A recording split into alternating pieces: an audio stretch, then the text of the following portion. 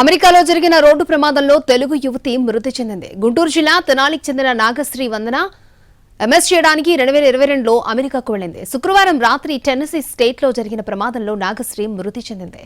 ఆమె ప్రయాణిస్తున్న కారును ట్రక్ ఢీకొట్టింది. ప్రమాదంలో తీవ్రంగా గాయపడి మృతి చెందింది. దీంతో యువతి కుటుంబ సభ్యులు కన్నీరు మున్నీరుగా వెలిపిస్తున్నారు. నాగశ్రీ మృతదేహాన్ని అమెరికా నుంచి తరలించేందుకు ఏర్పాట్లు చేస్తున్నారు.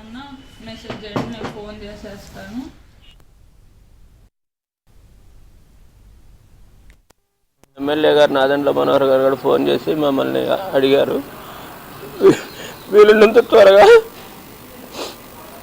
మా అమ్మాయిని ఇక్కడికి చేస్తానికి ప్రయత్నం చేస్తాము, సీఎం పేచి నుంచి కూడా ట్రై చేస్తున్నామని చెప్పారు.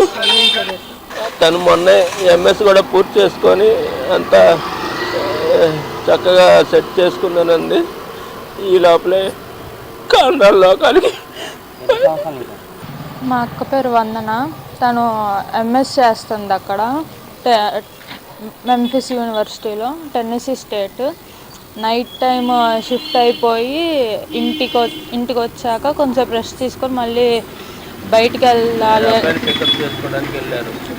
వేరే అబ్బాయిని పికప్ చేసుకోవడానికి వెళ్ళినప్పుడు యాక్సిడెంట్ అయింది.